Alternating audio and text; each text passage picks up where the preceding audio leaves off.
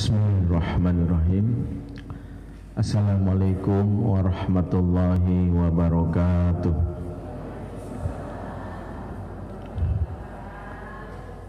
Alhamdulillah, assalatu wassalamu ala rasulillah wa ala alihi wa sahbihi wa mawala. Ashhadu an la ilaha illallah wahdahu la syarikalah wa ashhadu anna muhammadan abduhu wa rasuluhu la nabiyya ba'dah. Allahumma salli wa sallim wa barik ala sayyidina Muhammadin ibni Abdillah wa ala alihi wa ashabihi wa man tabi'ahum bi ihsanin ila yaumil qiyamah, amma ba'd. Faya ayyuhal ikhwah a'azakumullah jami'an, yang kembali kajian duha yang sedianya rutin diadakan di masjid ini. Namun karena beberapa waktu belakangan kita mengalami pandemi, maka kita baru memulai hari ini, itu pun dengan beberapa syarat mengikuti anjuran pemerintah dan ulama kita. Alhamdulillah ala kulli halin, di tengah situasi ini tentu kita tetap memuji Allah, sebab kita tahu apa-apa yang terjadi di muka bumi ini sejatinya ma'asoba min musibatin biiznillah, semua tentu atas izin Allah Subhanahu wa taala. Dan Allah ketika memberikan kesulitan lewat banyak situasi, maka dipastikan ada kemudahan yang diberikan. Inilah salah satu yang disebutkan inna ma'al usri yusra fa inna ma'al usri yusra. Sesungguhnya di balik kesulitan itu ada kemudahan. Diulang 2 kali dan kita sadar bahwa kesulitan yang kita hadapi hari ini ada banyak kemudahan. Termasuk kemudahan yang dirasakan saat ini, kita mensyukuri diberikan kita teknologi digital. Sebagian orang sekarang di rumah alhamdulillah betah. Kenapa? Ada gadget yang bisa dimanfaatkan untuk terkoneksi, untuk bekerja, untuk bersilaturahim, ikuti kajian online. Jadi di rumah saja kita tetap diberikan kemudahan karena teknologi beberapa waktu belakangan sudah berkembang pesat. Bahkan kita tahu di sini pemirsa di rumah lewat live streaming bisa menyaksikan. Inilah salah satu nikmat Allah yang tidak bisa kita dustakan. Enggak kebayang kalau pandemi ini terjadi 30 tahun lalu. Kita disuruh di rumah aja seberapa bulan belakangan. Ya, mungkin di rumah hiburannya cuma nonton TV, ya, sampai-sampai hafal iklannya gitu ya. Karena bingung ngapain lagi. Yang punya pasangan masih ada hiburan, yang kasihan yang jomblo, ya mau keluar rumah kena corona, ya, di dalam rumah merana kan gitu. Dan nasibnya begitu. Maka Allah jadikan musibah yang terjadi hari ini, ya, pandemi, masih ada nikmatnya. Jadi jangan berkeluh kesah, oh gini banget sih ya Allah. Ada nikmatnya, kita aja nggak tahu. Nikmat bisa berkumpul bersama keluarga, nikmat bisa, ya, ibu-ibu meningkatkan kualitas masakannya, ya, jangan cuma ngandelin mie instan doang, di upgrade dikit, minimal bisa masakan-masakan yang lainnya. Jadi banyak hal yang kita dapatkan yang kalau kita berpandangan positif dengan apa yang diberikan Allah, insya Allah hati kita semakin khusyuk dan dekat kepada Allah. Karena memang banyak hikmah yang kita dapatkan, termasuk hikmah yang kadang kita tidak sadari, bahwa Allah ingin menunjukkan kekuasaannya dengan peristiwa yang kita alami beberapa bulan belakangan ini, untuk kita berhati-hati terhadap lisan. Kenapa demikian? Karena ada orang yang kalau bercanda atau mengungkapkan sesuatu walaupun cuman gurauan, dia tidak sadar implikasi dari candaan dan gurauannya itu bisa jadi kenyataan. Apa buktinya? Sederhana aja, dulu saya ingat tuh, awal-awal tahun 2020 atau akhir tahun 2019, sering tuh berseliweran tuh di Facebook atau di meme di WA, atau ada yang ngomong begini, duh, semoga tahun depan tahun 2020 banyak tanggal merahnya ya. Bener, sekarang banyak tanggal merahnya. Ya, nyangka nggak? Iya bener juga, sekarang banyak tanggal merah tuh gara-gara omongan kita. Ada yang ngomong, aduh mudah-mudahan tahun 2020 kita bisa kerja sering di rumah, nggak usah keluar keluyuran. Kenyataan sekarang banyak yang kerja di rumah. Banyak anak sekolah tuh candanya gitu, ya Allah semoga tahun 2020 dengan menteri yang baru kita bisa lulus sekolah tanpa UN. Sekarang lulus sekolah tanpa UN. Nyadar nggak kalau omongan itu dibuktikan hari ini? Nyadar nggak lisan itu ternyata sampai ke langit dikabulkan oleh Allah? Makanya dalam surat Az-Zariyat ayat 23 Allah mengingatkan, fawarabbis samai wal ard innahu lahaqqum mithla ma annakum tantiqun. Demi Tuhan pemilik langit dan bumi, sesungguhnya hal itu benar-benar terjadi persis seperti apa yang kalian ucapkan. Hal itu yaitu kejadian di masa depan terjadi seperti apa yang kalian ucapkan. Tuh. Makanya Masya Allah nih, kita ini sebenarnya sedang diingatkan bahwa dalam Islam itu masalah menjaga lisan itu penting. Dalam candaan nggak boleh kita mengatakan hal-hal yang buruk. Ya, makanya orang beriman itu, orang bertakwa itu dalam surat Al-Ahzab ayat 70-71 dihubungkan dengan berkata-kata yang baik. Ya ayyuhalladzina amanu taqullaha wa qulu qawlan sadida. Hai orang-orang yang beriman, bertakwalah kepada Allah dan ucapkanlah perkataan yang baik. Setelah bertakwa diingatkan berkata-kata yang baik. Dalam hadis yang sering kita dengar, dan ini banyak riwayat menyebutkan, termasuk dalam kitab Syu'abul Iman yang tulis oleh Imam Baihaqi menjelaskan tentang cabang-cabang iman. Rasulullah bersabda, man kana yu'minu billahi wal yaumil akhir falyaqul khairan aw liyasmut. Siapa yang beriman kepada Allah dan hari akhir, berkata-kata yang baik atau diam. Pilihannya cuma dua, ngomong yang benar, yang baik atau diam. Candaan yang baik atau diam. Gak usah bercanda deh kalau candaan lu nyakitin. Gak usah sok-sokan bikin konten deh kalau konten lu bikin orang sakit hati.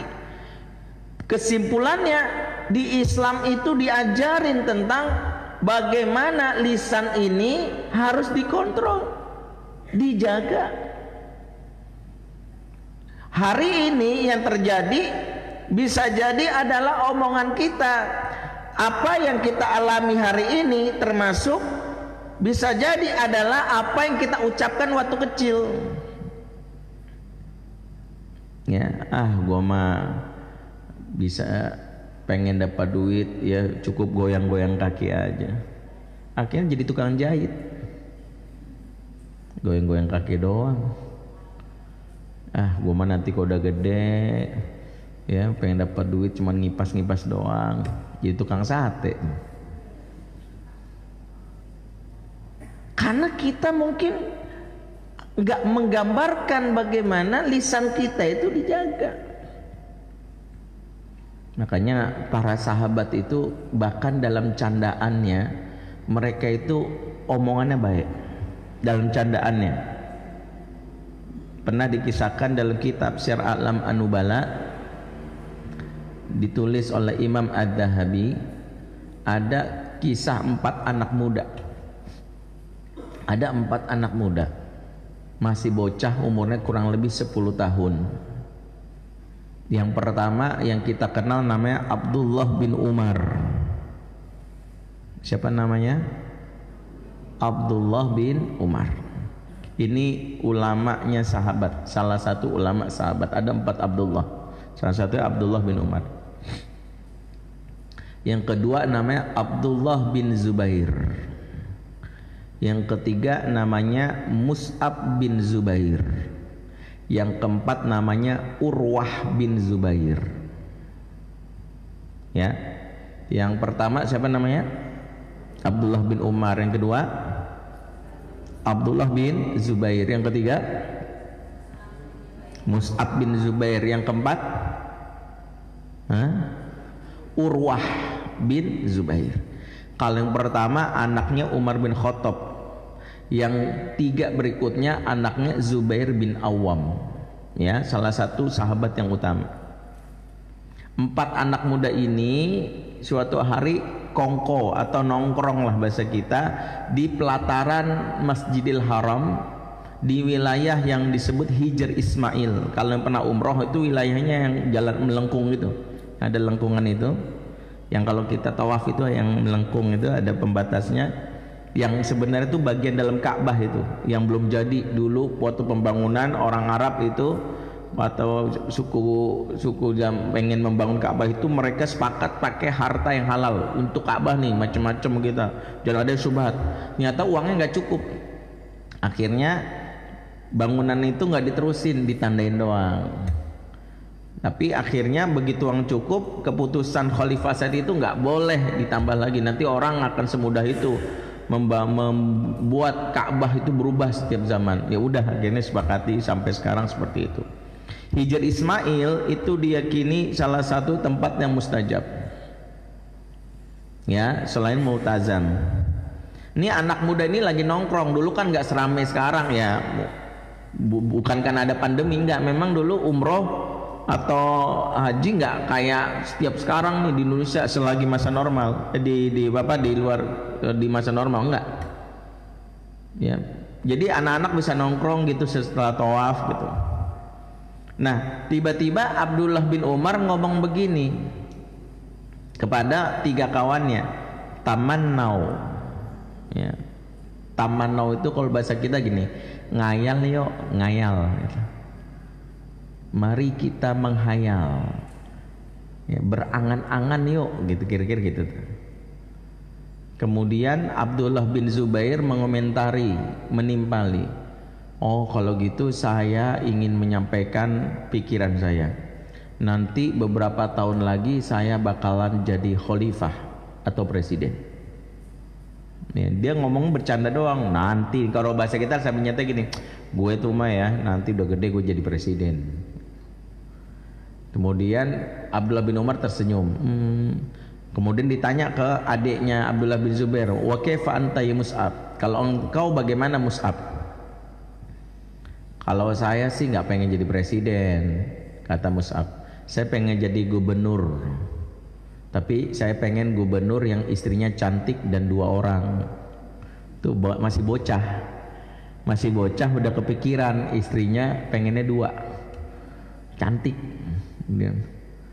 Kemudian ditanya adiknya yang lain, wa kaifa anta Urwah, kalau engkau bagaimana Urwah? Kalau saya sih nggak pengen jadi pejabat, saya pengen jadi ahli fikih. Kalau udah gede saya pengen orang bertanya sama saya. Kemudian Abdullah bin Umar yang pertama bertanya ditanya balik sama mereka, kalau kamu gimana?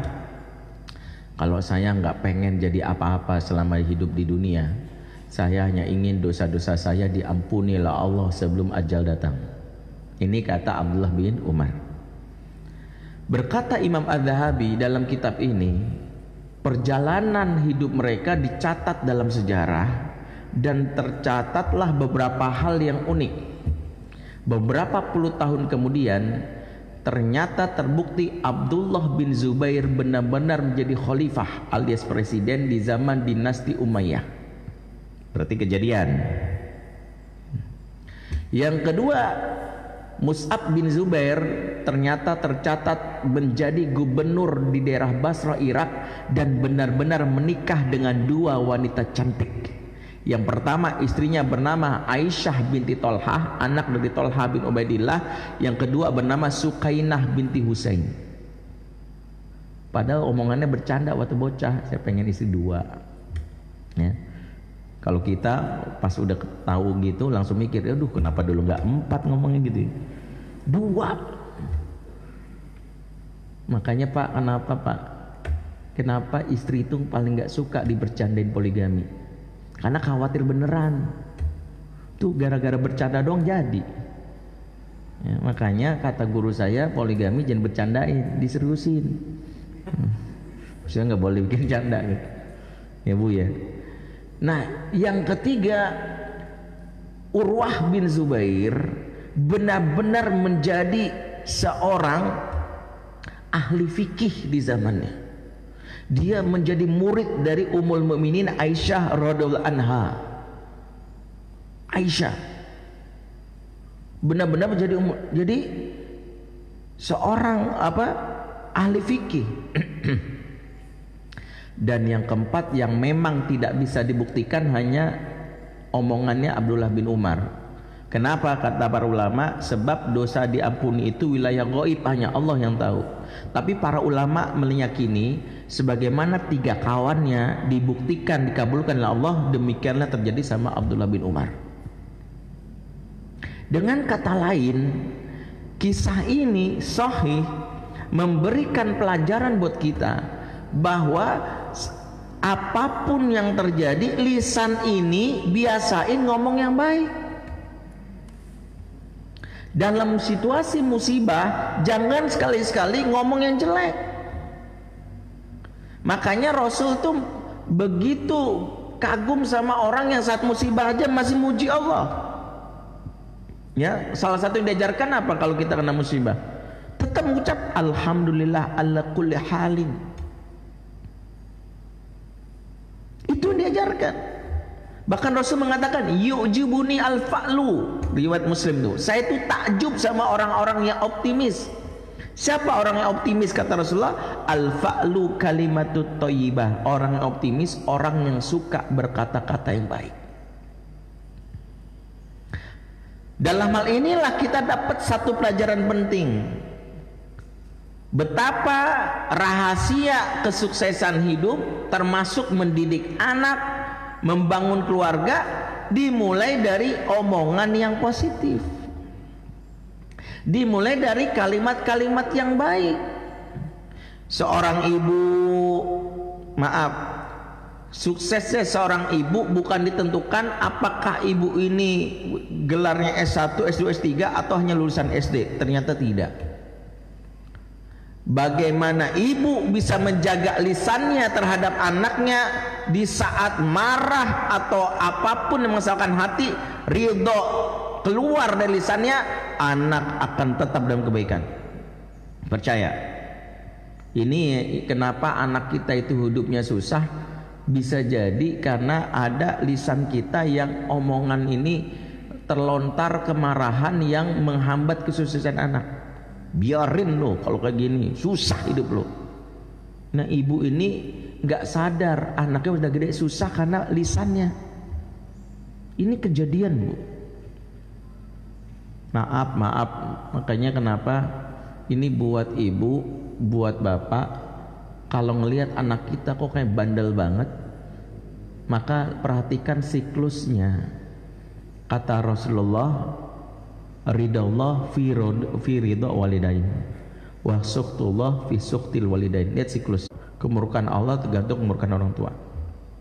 Anaknya bandel, ibunya marah.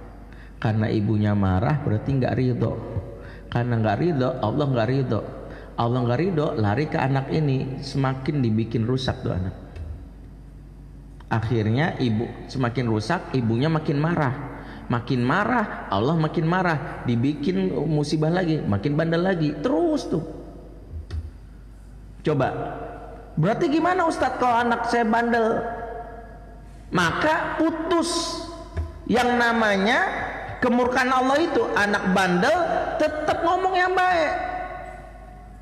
Tetap kata-katanya bilang, nah, walaupun kamu menyeselin, tapi mama sayang sama kamu. Mama terus berdoa, mama ridho semoga kamu kelak jadi orang soleh. Karena muncul lisan yang baik, maka ridholah kita kepada anak kita. Allah ridho, yang tadinya bandel ujung-ujungnya kembali kepada hidayah. Ini logika yang bisa dipakai kalau pengen memutus siklus kenakalan anak. Selama ini siklusnya nggak pernah putus. Semakin bandel, semakin keki, semakin kesel, semakin membuat Allah murka kepada anak kita. Kan tadi rumusnya apa? Ridha Allah tergantung ridha orang tua kan? Kemurkaan Allah dengan kemurkaan orang tua. Orang tua murka mulu. Makanya bagi siapa yang mengalami anaknya itu kok sulit diatur, lihat perasaan kita ke anak ini. Yang muncul jengkelnya ini kata-kata yang buruk atau kata-kata yang baik. Sehingga sejarah mencatat sebandel-bandelnya anak bisa dibawa kepada kebaikan tergantung lisan orang tuanya. Gimana buktinya Ustadz? Ya, kisahnya udah sering, mungkin udah pada sering dengar tuh. Syekh Abdurrahman As-Sudais, atau Imam Masjidil Haram, si Syekh Sudais cerita waktu dia kecil itu dia seperti anak-anak yang lain tuh, biasa tuh, usil, iseng. Sampai suatu hari ibunya lagi masak di dapur. Ini benar ibu, masak di dapur karena ada tamu yang mau datang ke rumahnya, jumlahnya banyak. Ibunya udah masak. Begitu ada yang ngetuk pintunya, assalamualaikum. Waalaikumsalam. Ibunya keluar sebentar menyambut tamunya, silakan duduk. Lagi ngobrol-ngobrol basa-basi, Abdurrahman As-Sudais kecil keluar, masuk ke dapur. Ngelihat makanannya banyak ini polos, wah asik, makan, semua dicobain, habis. Kebayang ibu ya, ibunya baru sadar, belum disuguhin nih, berangkat ke dapur. Begitu ngeliat dapur habis makanannya, pada udah masak nih, astagfirullahaladzim, ya Allah, nah gitu tuh. Marah bu, marah, nggak bisa bohong, marah. Langsung dipanggil, Abdurrahman, ta'al, Abdurrahman sini. Iya. Mau datang, marah dia. Wah nggak tahan ibunya. Apa kata ibunya? Ukhruj anta ilal haram, la'alaka imaman masjidil haram. Keluar kamu ke Masjidil Haram. Ibu laknat kamu jadi imam Masjidil Haram. Tuh bu, nggak tanggung-tanggung ibunya marah, laknatnya jadi imam Masjidil Haram. Kata Syekh Sudais, gara-gara ibunya marah itu dia ketakutan. Bener dia ke Masjidil Haram. Akhirnya dia malah nyaman di sana, sering ngaji di sana. Akhirnya benar perjalanan hidupnya, dia kuliah di Riyadh di Universitas Ilmu Saud sampai S3 Syariah. Kemudian setelah itu dia ikut tes bagaimana jadi imam Masjidil Haram. Ternyata bacaan dia bagus, suara bagus. Akhirnya lolos. Waktu dia datang berkunjung ke Indonesia kan dia cerita, saya ini jadi imam Masjidil Haram karena diomelin sama mak saya. Nih ibu-ibu ini punya kekuatan, bapak-bapak ini punya kekuatan. Memang ibu lebih utama. Makanya saya sering bilang, walaupun banyak gak setuju, lisan ibu tuh keramat. Hati-hati. Dari sekarang ibu itu punya latihan, udah latihan bu. Kalau marah tuh keluarnya apa? Seperti orang kaget itu kan udah refleks. Copot tuh karena refleks. Kan gitu ya. Nah nanti kalau anak ngeselin udah langsung keluar kalimat itu, latihan dari sekarang. Astagfirullahaladzim, ya Allah jadi presiden. Biarin. Udah keluar tuh kalimat itu, jadi presiden, jadi menteri, itu keluar bu latihannya. Kamu tuh bener-bener jadi presiden, biarin kamu. Tuh. Bisa nggak dari sekarang latihan ini? Kadang-kadang ya Allah sumpah serapahnya, biarin mati sekalian. Astagfirullah. Ya, susah kamu. Aduh, ada yang bilang nggak dapat jodoh kamu. Ya Allah. Hati-hati, ntar anak jomblo abadi, ibu stres sendiri.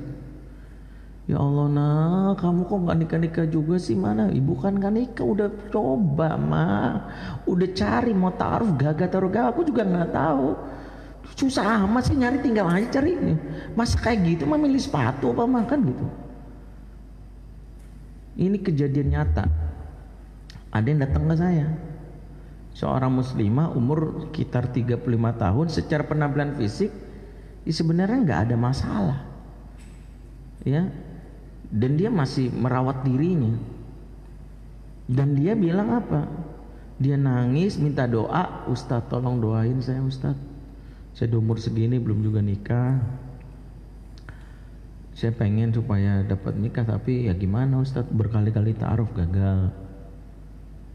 Saya bilang gini, masih punya ibu nggak? Karena gini, dulu dalam kitab Adabul Mufrad itu salah satu kisah menarik, Abdullah bin Abbas itu kalau ada orang yang hidupnya sulit selalu ditanya, ahayu umuk, ibu kamu masih hidup nggak gitu. Pertanyaan itu penting, ditanya oleh dulu para ulama. Kenapa ditanya ibu kamu masih hidup atau enggak?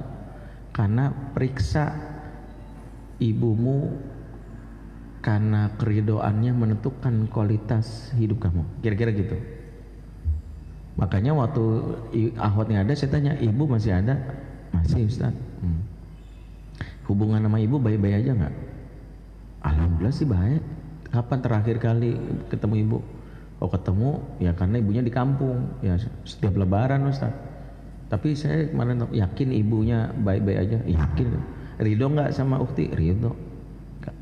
Tahu dari mana? Kayaknya sih ridho. Coba segera pulang kampung. Saya bilang begitu. Coba pulang kampung. Kemudian ajak ngobrol dari hati ke hati. Kali aja ada ganjelan di hati yang mungkin dirasain. Saya ini ngasih tips sukses nih buat siapapun yang mungkin, maaf ya, mungkin bangkrut usahanya, mungkin utangnya numpuk, mungkin terjerat banyak masalah, jodohnya belum kesampaian, anaknya belum juga bertahun-tahun belum lahir. Ini salah satu tips dari para ulama. Tips ini dipakai sebagai anak dan buat ibu dan bapak yang menyadari ini segera memohon ampun kalau dulu pernah ngomong yang jelek. Kemudian ahwat ini akhirnya saya suruh pulang. Alhamdulillah dia izin cuti dari kantornya, pulang kampung dia. Dia cerita nih, masih WA saya. Pas dia pulang hari Ahad, Seninnya dia boleh ngobrol dari hati ke hati sama ibunya. Ternyata ibunya merasa enggak kok, mama baik-baik aja, mama sayang sama kamu, mama ridho sama kamu gitu. Berarti gak ada masalah kan? Ya udah dia WA saya, Ustadz udah ngomong dari hati ke hati, kayaknya nggak ada Ustadz sudah ngomong. Oh ya alhamdulillah, berarti ada faktor lain kan, saya bilang. Sampai pas malam Jumat, ya ceritain nama ahwat ini, pas malam Jumat, ahwat ini mengalami haid pertama. Ya, dia haid pertama, jadi dia sering bangun tengah malam ya untuk mengganti pembalut. Ketika dia bangun itu pas tengah malam, dia melewati kamar ibunya. Kamar ibunya, terbukalah sedikit pintu kamar ibunya, terdengar ibunya nangis sambil nyebut nama dia pakai bahasa Jawa juga, anakku, anak gitu. Jadi ibunya ngomong pakai bahasa Jawa sampai nyebut anakku, sebut namanya, ampuni aku ya Allah, gitu-gitu terus. Sampai anaknya penasaran, loh kok ibu kenapa nangis? Terus nyebut namaku juga gitu. Sambil nyebut anakku, disebutlah nama anaknya, anakku, ampuni aku ya Allah, gitu-gitu. Setiap itu ngomong gitu. Akhirnya anaknya buka kamarnya langsung, ibu kenapa? Dipeluk ibunya. Ibu tuh baru ingat. Nah, ibu kayaknya dulu pernah ngomongnya jelek sama kamu. Maksudnya apa bu? Jadi peristiwanya ibu ini ingat. Jadi waktu anak ini masih SMP, anak ini emang terkenal pintar sehingga dipilih jadi ketua OSIS kalau tidak salah. Nah ketika dia jadi ketua OSIS, pas hari Jumat ibunya bilang begini waktu SMP, nanti habis Jumatan ada arisan tetangga di rumah, kamu pulang cepat ya, bantu ibu kalau masak sendiri capek, jangan pulang telat. Dia bilang di pagi, nggih bu ya. Akhirnya dalam hal ini ibunya habis Jumatan udah siap-siap, ternyata anak ini lupa. Dia diminta oleh kepala sekolah untuk ada acara, ada rapat OSIS. Mungkin acara, saya nggak diceritakan, mungkin ada rapat persiapan acara maulid atau acara apa gitu. Sehingga dia rapatlah sampai sore. Ibunya tuh kesel banget. Dia ngurus itu sendiri sampai warga udah pulang, tetangga udah pulang, dia nyuci piring di belakang. Anaknya pulang. Begitu pulang ngelihat rumah tuh kelihatannya udah sepi-sepi aja dan sudah rapi, anaknya nggak ngerasa ada masalah. Dia nggak tahu kok ibunya di belakang lagi nyuci piring yang numpuk itu dalam keadaan ngedumel. Dia masuk kamar tidur karena capek. Si ibu selesai nyuci ngelihat anaknya tidur, apa yang keluar dari lisan ibu walaupun pelan? Ya Allah, kalau begini nggak ada yang mau nikah sama kamu. Nggak ada yang mau nikah sama kamu, males kamu. Ibu ini pernah ngomong begitu. Jadi ibu pernah ngomong gitu, nah maka ibu mohon ampun sama Allah, ya Allah. Akhirnya anaknya juga menyambut, kalau gitu aku yang salah bu, aku minta ampun bu. Pelukan nih, saling berpelukan, nangis. Tahu yang terjadi? 2 minggu persis setelah itu anak ini langsung dilamar sama teman SD-nya yang juara kelas, yang dia jatuh cinta dari awal. Ternyata emang sama-sama belum nikah. Jadi langsung dibayar langsung sama Allah.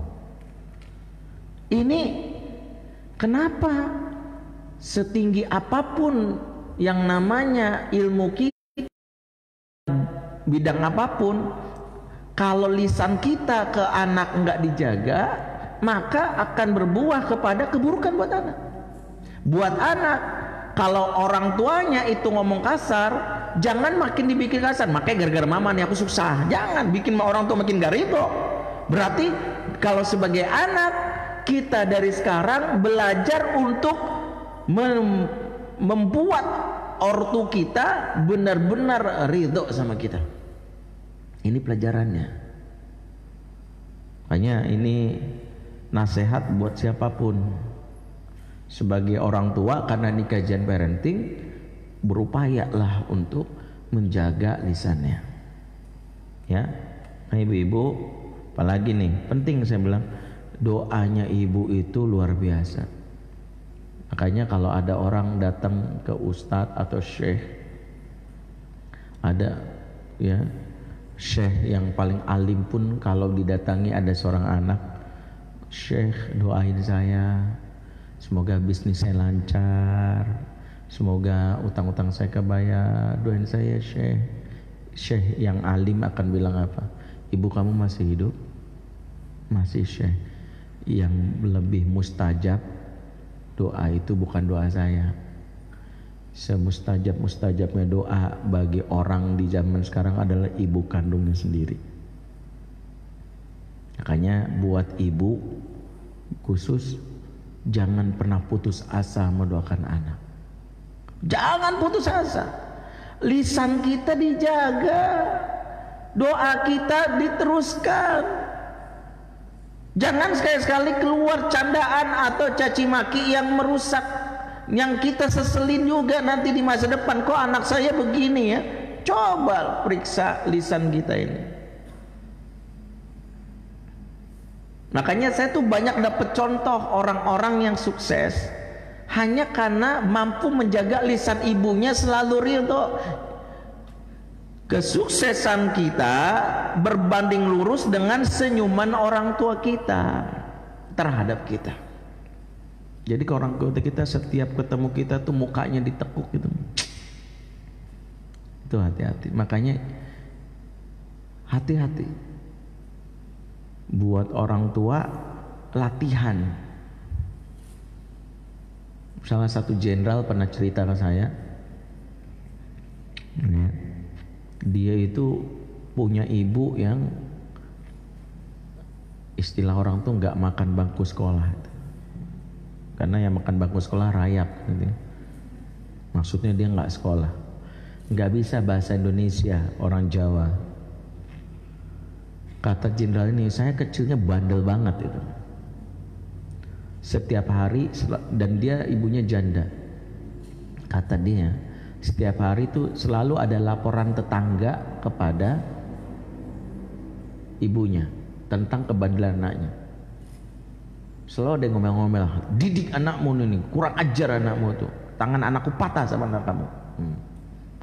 Hari pertama tangan anak tetangga patah, hari kedua jendela tetangga pecah, hari ketiga kebun tetangga rusak, hari keempat anak ayam tetangga mati. Ada aja tuh. Setiap ada tetangga yang lapor, si ibu cuman bilang, "Nggih, ya maafin, saya akan didik anak saya." Tahu yang dilakukan ibunya? Bukan ngomel-ngomelin, malah dipanggil sini nak, dok sini. Anaknya merasa malu, dipegang tangannya, mudah-mudahan kamu sudah besar jadi jenderal, bukan preman. Mudah-mudahan sudah besar jadi jenderal, nah bukan preman. Gitu terus. Anaknya bandel, doain jadi jenderal, bandel jadi jenderal terus. Sampai kata si anak ini, saat lulus SMA dia ingin mendaftar ke UGM. Qadarullah nggak tembus. Setelah diskusi sama pihak keluarga, pamannya menyarankan ikut Akademi Militer Akmil di Magelang. Ternyata tembus. Sampai akhirnya dia karirnya melesat, sampai Allah buktikan lisan ibu yang cuma sampai ya bahkan nggak pernah sekolah ini, Allah jadikan anak ini jadi jenderal, menjadi Panglima TNI Angkatan Darat tahun 98. Beliau bernama Jenderal TNI Subagio HS, asal Piungan, Jogja. Betapa kesuksesan seorang anak tergantung dari lisan orang tuanya. Maka disinilah kenapa buat para orang tua, saya menasihati diri saya, bagaimana tetap menunjukkan cinta kepada anak. Toh nggak ada ruginya kalau anak itu dalam hal ini tidak sesuai harapan, namun lisan kita tetap terjaga berkata-kata yang baik. Karena di akhirat kita dihisap atas kata-kata kita, bukan hasil anak kita. Di akhirat itu ditanya lisan kita. Sekiranya anak kita tetap melakukan hal yang buruk sampai mati datang, ajal datang, maka kita tidak akan disalahkan. Kita tetap oleh Allah dianggap orang tua yang sukses, seperti yang dialami oleh Nabi Nuh alaihissalam. Nabi Nuh alaihissalam contoh betapa Nabi Nuh ini memiliki ujian anak yang tidak sesuai dengan harapan. Nuh itu punya 5 anak. Jelaskan dalam kitab Qasasul Anbiya Ibnu Katsir. Yang pertama namanya Sam, yang kedua namanya Ham, yang ketiga namanya Yafith, yang keempat namanya Yam, tapi sebagian orang menyebutnya Kan'an.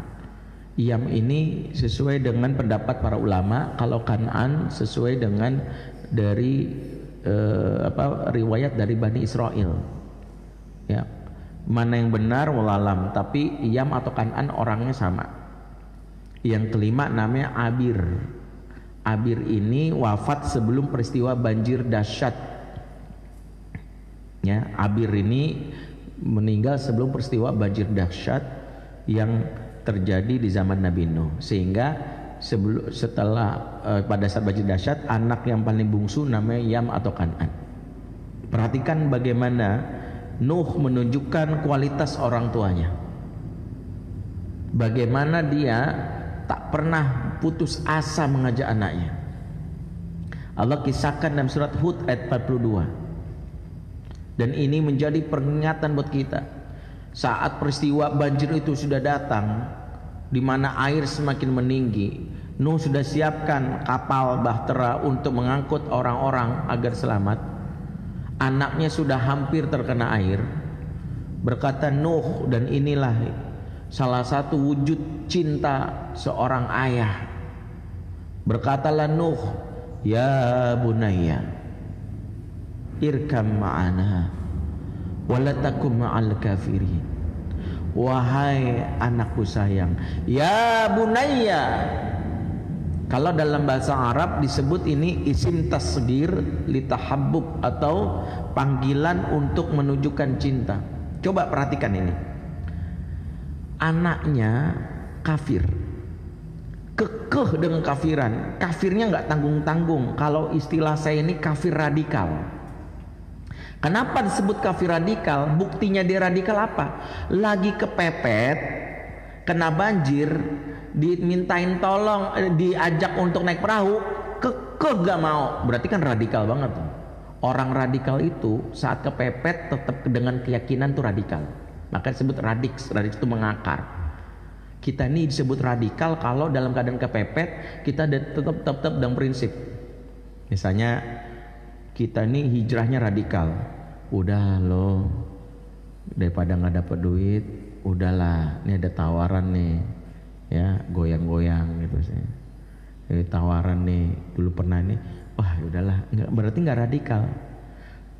Kalau radikal itu dalam keadaan lapar aja pindah ke agama Kristen mau nggak mau gua, enak aja tuh. Nah itu radikal. Ditangkap masuk penjara, keluar tetap menyatakan la ilaha illallah, itu radikal. Artinya apa? Artinya orang radikal itu orang nggak berubah dan seterusnya. Nah anaknya Nabi Nuh ini kafir radikal. Kalau pakai logika kita ya elah, orang lagi kepepet ditolongin masa dia nggak mau? Kan gitu ya. Bayangin nih anaknya kekeh. Kan apa kata anaknya? Ya, ya'simuni minal apa? Sa'awi ila jabalin ya'simuni minal ma. Saya akan lari ke atas gunung daripada ikut bapak, mendingan lari ke atas gunung kan gitu ya. Nggak bakalan kena air tuh, saking radikalnya nih anak. Tapi yang kita pelajari apa? Yang kita pelajari adalah Nuh memanggil anaknya dengan ya bunaya, wahai anakku sayang. Ini pelajaran penting. Karena ada orang tua manggil sayang itu bersyarat. Anak habis pulang ngaji, sayang sini, wajar, ya kan? Anak habis setor hafalan kepada gurunya, alhamdulillah bunda, aku habis hafal setor juz 30, masya Allah, sini sayangnya bunda, wajar. Habis nyapu di depan rumah, nyuci piring, beresin kamar, sayang sini, wajar. Tapi bisa nggak manggil sayang pas anak ketangkep gara-gara narkoba? Bisa nggak manggil sayang pas anak ketahuan ngehamilin anak tetangga? Bisa nggak manggil sayang tetap ketika anak itu kabur dari sekolah DO? Bisa nggak ambil sayang kalau dia habis nabok anak orang sampai mati? Nuh anaknya kafir tetap bilang anakku sayang. Berarti Nuh contoh tidak berubah lisannya meskipun anak yang mengecewakan. Sebagian ortu cintanya bersyarat, lu baik panggil sayang. Begitu dia ngeselin, dasar anak setan untuk ketemu. Berarti emaknya siapa? Ini banyak yang kadang-kadang mohon maaf, anak baik dipanggil sayang, anak buruk sayang hilang, sehingga anak itu akhirnya nggak berubah. Coba kalau kita jaga terus, disinilah disebut puncaknya cinta. Kata para ulama, puncaknya cinta itu adalah memanggil seseorang dengan panggilan istimewa meskipun dia mengecewakan kita. Anak kita ini kalau kita cinta beneran, kita itu tetap memanggil dia dengan panggilan cinta, sayang sini. Didoain, mama berdoa buat kamu ya, semoga kamu bisa dapat hidayah, bisa mulai sholat gitu. Kadang-kadang kita ini mudah banget melabel. Maka kita belajar dari peristiwa pandemi yang terjadi belakangan ini. Lisan kita sedang dilatih oleh Allah untuk berkata-kata yang baik, untuk berucap yang baik, untuk ngomong yang elok. Apapun yang terjadi, lisannya jaga. Sekarang udah kejadian Ustadz, anak saya tuh sulit banget diatur dari sekarang. Ngomongnya yang baik. Udah saya sering nasehatin, ganti jangan nasihat, ganti dengan doa. Selama ini anak mungkin udah resisten, kebal banget, setiap bandel sini kamu ingat ya. Ingat Allah berfirman dalam Al-Quran, auzubillahi minasyaitonir rajim, kata anak diruqyah lagi, gue malas. Nggak usah, pinggirin sini bentar. Mama doain kamu boleh nggak? Ya Allah, jadikanlah anakku anak yang berakhlak mulia, dekat sama orang-orang soleh. Amin. Cukup. Rasulullah ngajarin kalau ke anak itu nggak usah kita banyak nasihat, cukup doain di depan dia. Doa di malam hari sama doa di depan dia. Doa di depan anak ini keutamaannya 3. 1, mengajarkan tauhid. Anak sadar kalau minta sama Allah, orang tuanya ngajarin, ya Allah. 2, mengajarkan kepedulian. Nih mama saking sayang kamu, mama doain. Ibu, bapak, kalau ada orang sebelah doain ibu bapak, pasti ibu bapak langsung rasa, ih baik banget sih kamu, makasih ya. Kan karena didoain. Jeng, saya doain sebentar boleh nggak? Ya Allah, semoga dagangannya laris. Makasih ya Bu. Seneng kan? Yang belum nikah, saya doain ya biar segera nikah. Makasih ya Bu. Nah, orang didoain merasa nyaman, berarti peduli. Anak didoain disamain, ya Allah, mama peduli didoain aku, papa peduli didoain aku. Yang ketiga, memberitahu namanya parents hope, harapan kita. Oh ternyata mama papa pengen aku berakhlak baik. Tanpa harus dinasehatin, anak sadar, oh mama papa pengen banget aku berkata-kata yang baik. Mudah-mudahan tuh selain tembus ke langit karena diminta langsung ke Allah, anak disadarkan dengan cara didoakan. Makanya Rasulullah menasihati Abdullah bin Abbas itu bukan belum Abbas kamu belajar agama ya supaya jadi ahli fikih, supaya kamu paham Quran. Enggak, cukup gini. Allahumma faqihu fiddin wa alihmut ta'wil. Ya Allah, pahamkanlah dia akan agama ini dan ajarkanlah dia kitab tafsir, dan ajarkanlah dia ilmu ta'wil, ilmu tafsir. Jabir bin Abdullah lagi berdagang, Rasulullah melihat, "Hei Jabir, ya, aku doakan ya, Allahumma barik fi baihi." Ya Allah,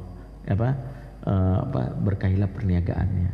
Ada orang anak muda suka berzina, setelah dialog sama Rasul ditutup, Allahumma ahsin farjahu wahfaz nafsahu. Ya Allah, jagalah kesuciannya, kemaluannya, dan jagalah dirinya. Didoain, oh Rasul pengen aku supaya menjaga kesucian diriku, menjaga kemaluanku untuk tidak berbuat zina. Didoain. Makanya jangan pernah menyepelekan doa. Sebandel-bandelnya insya Allah. Maka doa itu kekuatan, jangan kita remehkan. Udah capek Ustaz doa mulu. Doa itu ibarat kayuhan sepeda. Kalau pengen nyampe kayunya kenceng, kalau kayunya sekali jatuh, emang kitanya jadi kayunya terus. Nanti juga bakalan sampai. Kita ini baru kayu 3 kali, padahal rutenya Jakarta Bogor. Kita pengen ke Bogor tapi ngayuhnya baru 10 kali, ya nggak nyampe Bogor. Berarti ngayuhnya terus. Doa itu kayak kayuhan sepeda, doa terus nggak nyampe. Orang masih belum nyampe, masih jauh, masih Bogor. Masih Bogor, masa iya langsung 10 kayuhan langsung nyampe? Berarti kencengnya. Ke anak kita doain, sama Allah terus minta. Terus. Makanya saya ada cerita, dia salah satu ustadz, ya, dicerita itu sambil terharu nangis. Dia pernah di sebuah pesantren. Jadi ada sebuah pesantren itu, kepala sekolahnya ini cerita bandel banget ini siswa-siswanya, sampai dia udah nyerah, disetrap berkali-kali, dibotakin, dihukum bersihin WC, nggak berubah. Akhirnya ngelaporlah sama kiainya. Kiainya ini memang kiai yang terkenal lembut, baik banget. Akhirnya kepala sekolahnya datang menghadap kiai, kata kiainya, ada apa? Ini kiai, saya tuh ada masalah sama siswa-siswa saya ini, ada berapa orang bandelnya udah ada kali saya hukum berkali-kali, tetap aja begitu. Susah engkau pelajaran terus, suka bolos, nggak pernah ini, sholat terlambat mulu.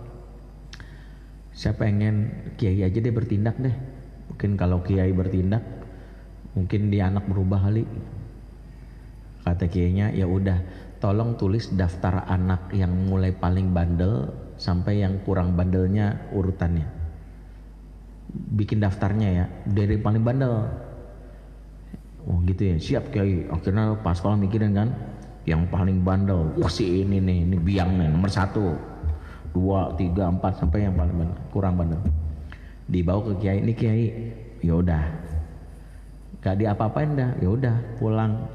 Ditunggu seminggu, 2 minggu, tuh anak makin berulah. Kok kiainya nggak ada tindak tanduknya, nggak ada kan dipanggil, nggak ada. Akhirnya sekolahnya gerah menghadap lagi, maaf kiai, kenapa? Perasaan daftar nama siswa yang paling bandel udah saya ajuin 2 minggu yang lalu deh. Ya terus kenapa? Ya, maksud saya kok nggak ada tindak tanduknya? Sampai sekarang tuh anak masih bandel juga. Emang kamu maunya apa? Ya apa kiai, diusir lah atau dikeluarin gitu. Capek juga saya pas sekolah. Terus senyum dia. Kalau pesantren mengeluarkan siswa atau santri, pada pesantren ini lembaga yang dekat sama Allah, terus kemana lagi anak bisa diperbaiki gitu. Pesantren yang baik tidak pernah mengeluarkan karena kita dakwah. Kalau kita ngeluarin tuh anak siapa yang didik lagi? Pesantren kan lembaga paling baik. Terus kemana lagi kata dia? Ya terus tindak tanduknya apa kiai? Saya bingung. Kan daftarnya udah saya kasih kemarin. Emang kamu pikir saya mengasih daftar itu untuk apa? Saya juga nggak tahu kiai. Daftar itu saya bawa dalam doa saya setiap malam. Yang paling bandel saya sering sebut namanya, saya doain. Sampai kata pas sekolahnya, jadi cuma didoain doang kiai? Ya emang apa lagi? Emang itu kekuatannya. Sampai kata pas sekolahnya, kiai mah enak doain doang, lah kita di lapangan ngadepin bocah kayak gitu gitu. Sampai katanya kejadian ini diceritain turun temurun, sampai ada yang berkisah di sebuah pesantren menceritakan tentang kiai ini yang sudah almarhum. Begitu diceritain di sebuah pesantren, kisahnya persis sama seperti sampaikan.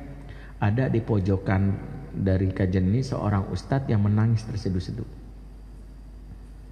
Pengkisah ini nggak sadar, selesai turun dia langsung, maaf pak, ternyata ustadz di pesantren yang baru ini. Maaf ustadz, kisah saya ada yang salah, saya nangis. Enggak, itu kisahnya tentang saya. Daftar anak yang paling bandel itu nomor 1-nya saya. Daftar yang paling bandel itu saya. Sekiranya bukan kiai yang mendoakan saya, mungkin hari ini saya ada di LP atau di jalanan. Karena kiai malam-malamnya doain saya. Sekarang saya lari lagi, sekarang ngajar lagi di pesantren. Dulu saya paling bandel. Saya tahu itu kisah itu, orang itu kiai saya, dan saya tahu yang disebut bandel itu saya nomor 1 itu. Tuh, jangan sepelekan doa. Makanya yang punya anak banyak, guru murid banyak, bikin daftarnya deh sekarang. Yang paling bandel, bawa malam-malam, ngaduin sama Allah. Ya Allah, jangan doain gini, ya Allah habisin deh. Ya bantai gitu doanya, yang baik-baik. Ya Allah, ya mudah-mudahan bermanfaat kajian kita ini. Sebenarnya baru pengantar.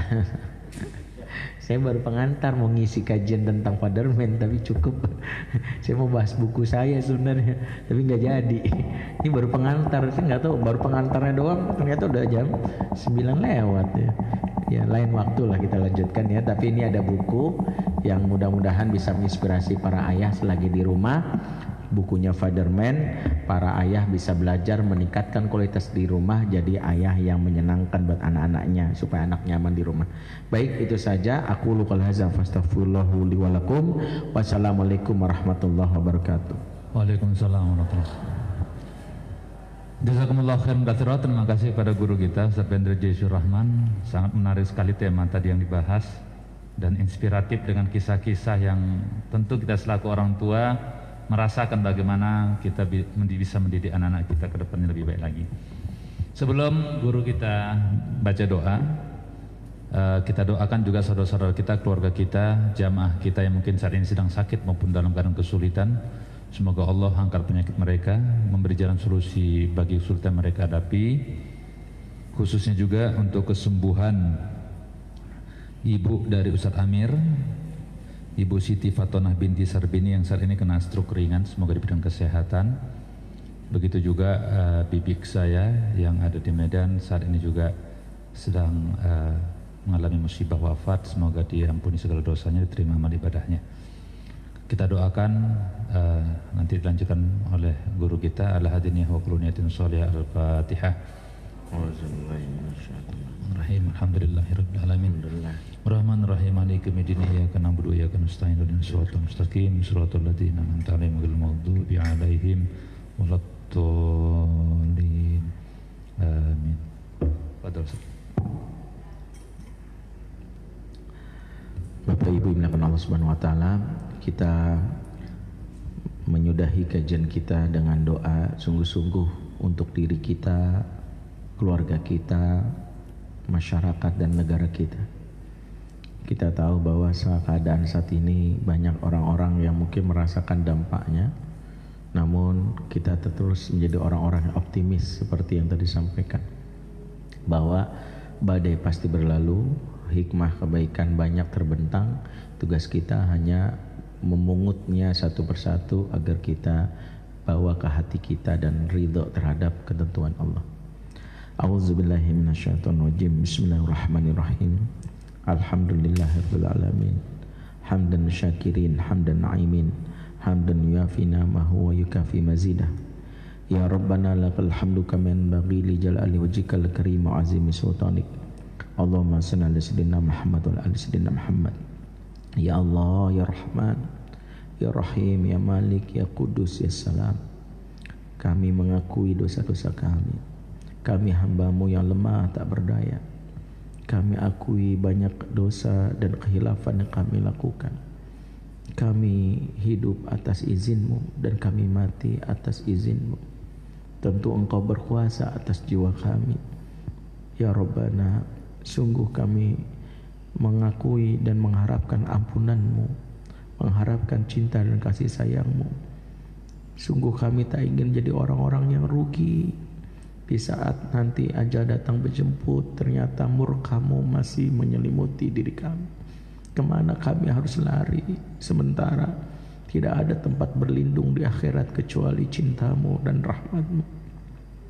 Ya Rabbana, sungguh kami ingin menjadi hamba-hamba-Mu yang senantiasa memperbaiki diri. Izinkan kami untuk selalu bermunajat dan beristighfar di sepanjang hidup kami. Ampuni kami seumpama kami seringkali lalai dalam menjalankan kewajiban-kewajiban kami. Ampuni kami seumpama kami seringkali berkhianat terhadap amanah-amanah kami. Ampuni kami yang seringkali hanya mengingat-Mu di saat kami sedang susah dan kepayahan.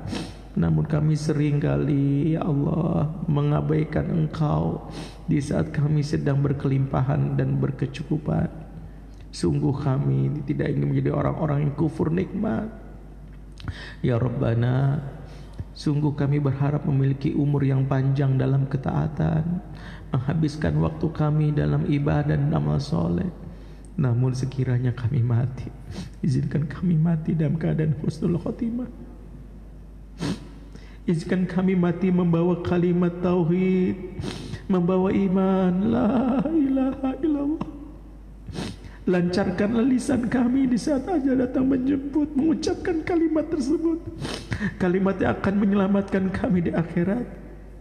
Sungguh kami takut ya Rabbana, lisan ini kaku dan keluh karena saking cintanya kami kepada dunia, sehingga kami tidak bisa menyebut nama-Mu di akhir hidup kami.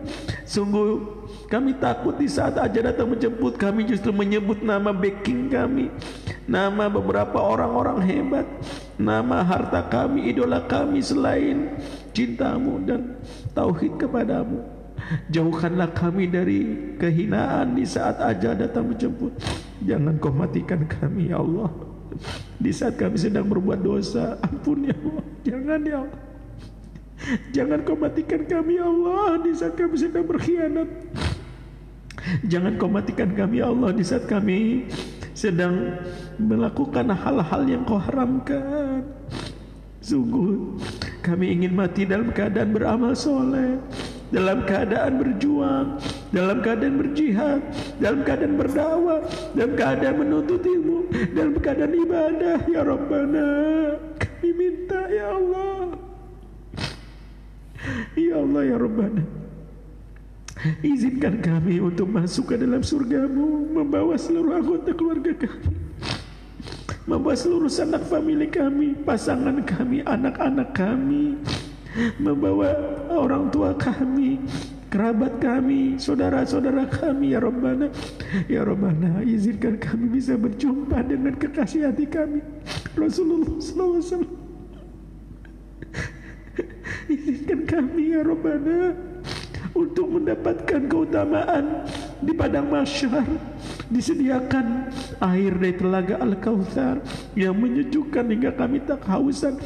Berikanlah kami syafaat Rasul-Mu sehingga kami bisa berjumpa di akhirat dengan Rasul kami.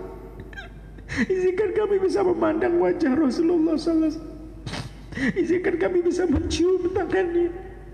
Izinkan kami bisa berbincang dan memuji dan menyukuri nikmat karena bisa memandang wajah Rasulullah SAW.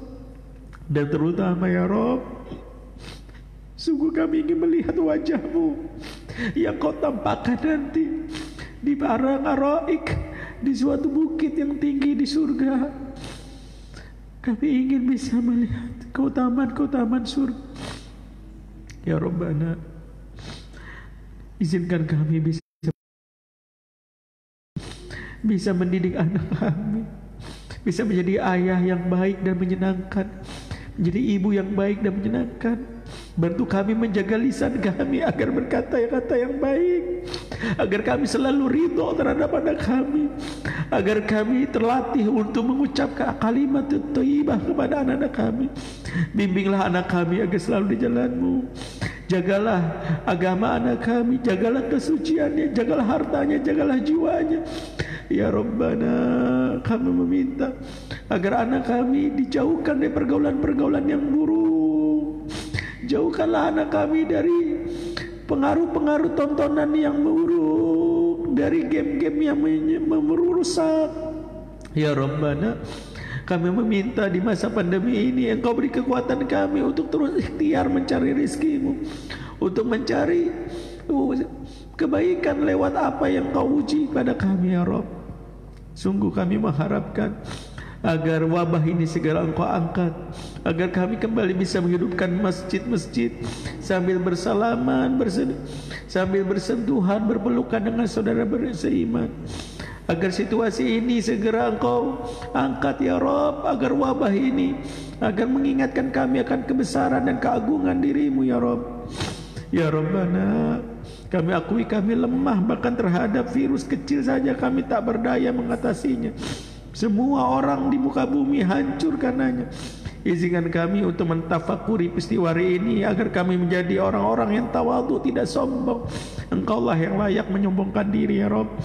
Kami hina tak berdaya. Ya Rabb, bimbinglah pemimpin kami agar bisa menjadi pemimpin yang adil, pemimpin yang mampu mengeluarkan kami dari krisis, pemimpin yang tidak menyalahkan banyak pihak, pemimpin yang berani bertanggung jawab, pemimpin yang mengundang keberkahan dengan mendekatkan diri kepada-Mu. Bimbinglah pemimpin kami.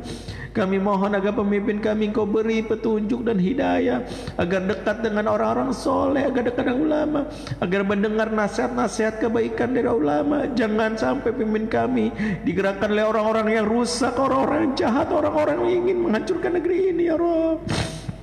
Kami memohon ya Rabb agar ulama-ulama kami menjadi ulama istiqomah, dijaga dirinya dari berbagai macam tipu daya dunia, agar selalu berkata yang hak, berkata yang lembut kepada penguasa, agar seiring seirama, agar kami sebagai rakyat berada dalam kebaikan dan keberkahan.